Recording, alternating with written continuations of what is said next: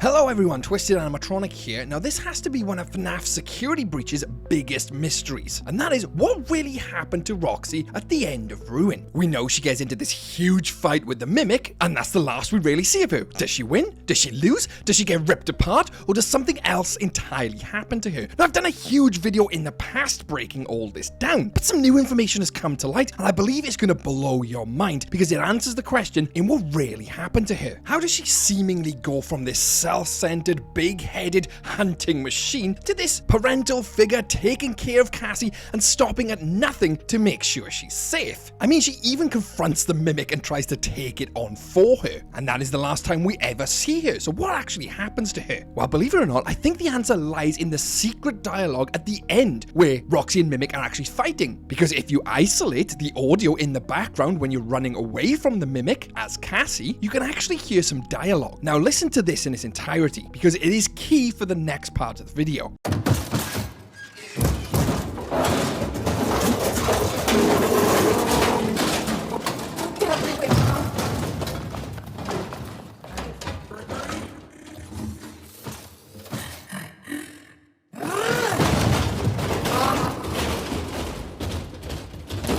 Give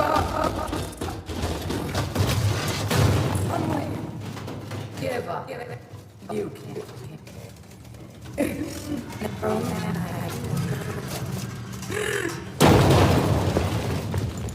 I lost him. Now, I'm no stranger to this audio, I've heard it before, I used it in my other video, but there are some things I completely missed and didn't add up at the time, but now they do, especially with other information I'm going to add to this, really paints a picture of what happened to Roxy, why she all of a sudden had a huge change in character, and how she potentially had met the Mimic before. I know, that sounds wild, so let me continue to explain, but before I do so, just a quick mention to TN Was Here on Twitter, who's the one who actually got this audio to begin with. Great job, my friend. And now that we've listened to the audio, there's a key moment here which I'd like to focus on. About 7 seconds in, you hear this.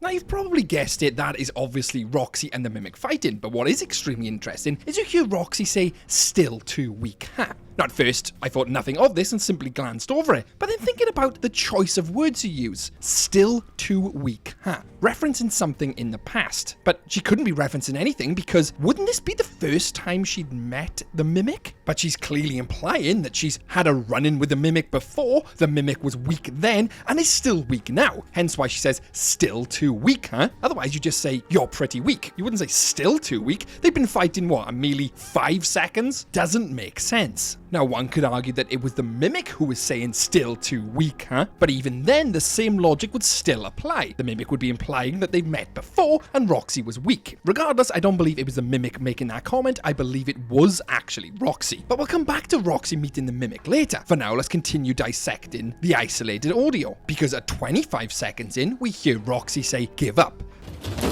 Give up. That's clearly Roxy, not the Mimic, but then directly after that, we hear this voice line. Give up. Give up.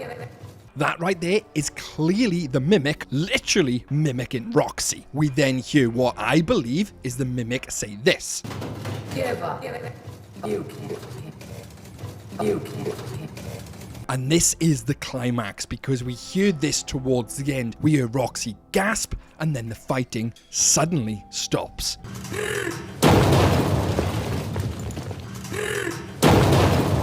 We then hear the final bit of the puzzle, where Roxy says, "I," and then we hear her say, "Cassie." I lost him.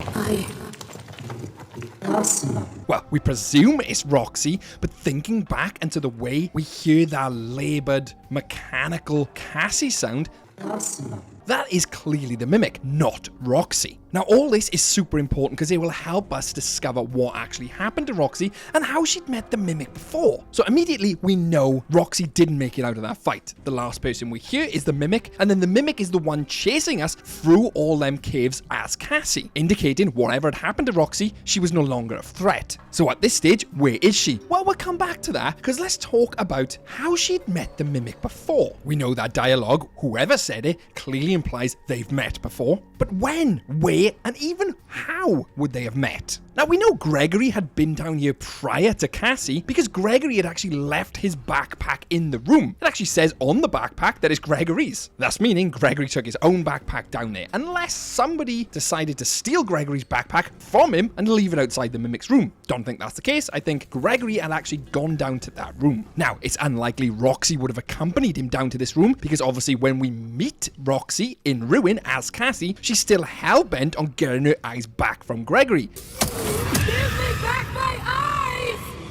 Indicating the last time she's seen him was literally when she had her eyes. Meaning if Gregory had been down there, she didn't go down there with him. But that doesn't mean she hadn't been to that room before. You see, we know the mimic had been down in that room a very long time, because Gregory says this in the elevator to Cassie. That thing in the sinkhole tricked you. I really don't know what it is, but it's been trapped down here a really long time. Now, a very long time is subjective to a person. A very long time to you could be 3 months, especially if you're waiting for a birthday or Christmas is coming up and you know you're getting a brand new present or a game. 3 months is a long time, right? Whereas a very long time to me could be several years. It all depends on how you perceive a very long time. Now, we know numerous people knew that the mimic had been down there. Gregory references it, knowing it was down there. Presumably, he isn't the only one who knows it was down there. And that is because it probably tried to escape before. We know that Fazbear Entertainment directly dug into this sinkhole. Their equipment is everywhere outside the old pizzeria and also outside the mimic's room. Chances are this happened when they initially built the Pizzaplex. We know the Pizzaplex had been in operation for what, nearly a decade? So when they unearthed this room, it was extremely old, decrepit even. MXEX was originally there as well. We know this is extremely old, predating the Pizzaplex, so Gregory couldn't have set this up. I mean, in an interview with John from FNAF, one of the developers say it's extremely old, referencing it to the computer from War Games, which is a 1980s movie. A good example of like, hey, here's a supercomputer, right? But it's old. Before computers are like this big. It's not a modern computer. No, it's not. Like, the model just is not a modern computer. No, it's not. It's Right. a very... Now, Fazbear Entertainment being extremely shady and wanting to know everything, the likelihood is they hacked MXEX, shut it down, and released the Mimic unknowingly. This is why we see Fazbear Entertainment's tech down there and we hack it ourselves as Cassie with the wrench. I mean, we literally hack into a terminal which is connected to a forklift. They'd clearly been down there and shut it down before. There clearly wasn't a concrete wall there either. They made that after. And do you think the Mimic is just going to stand there in the room where they decide to pour concrete over the entrance? Plus concrete takes, what, weeks to cure? The Mimic would have to be in a state of disrepair or disassembled, and no Fazbear employee would be able to get near the Mimic in an active state. But you know who would or what could? Another animatronic. We literally know Freddy has been down there himself. He even references this by saying, I cleared the way. I've been down here before. I have been here before. I found myself for the first time when I cleared the path.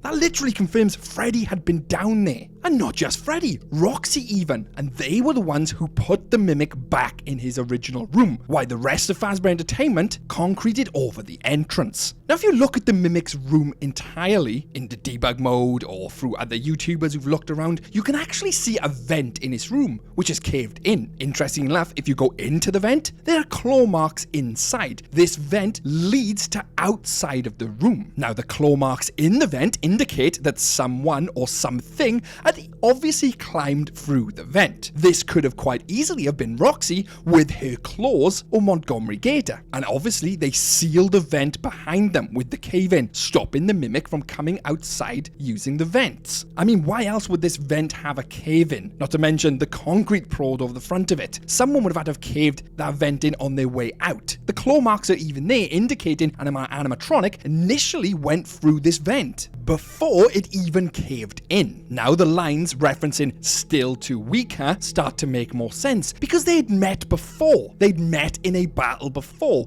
and this battle was potentially to deactivate the Mimic. Now whether they did or didn't, it would be purely speculation, but looking at the Mimic's room again, we know the old mascot suits are there, which potentially had old endoskeletons inside of them, right? So the other animatronics, let's say Freddy and Roxy, dismantled the Mimic, but his core was still left intact. They guarded him while Fazbear Entertainment poured concrete over the entrance, let it cure. They left via the vent, then caved the vent in, leaving a potentially destroyed mimic behind in that room after the battle. And this is where things start to get extremely interesting. And again, I'll give you more evidence. You see, the mimic's main body is made up of a different arm to his other arm. They're completely different. The legs could have been salvaged from the other suits which were in there, you know, the old mascot suits. The mimic put himself together again after everyone had left, after the vent had been caved in, after the concrete had been poured over, and he's stuck in this room once again. But this time he has knowledge that a new pizzaplex or pizzeria has been built above him, and this is where he tries to make his daring escape several months later, pulling us into ruin potentially. All that to me came from that one line and a bit of realization, and it tells us that Roxy had met the mimic before, and potentially the other animatronics. The puzzle pieces fit perfectly, but it doesn't answer what actually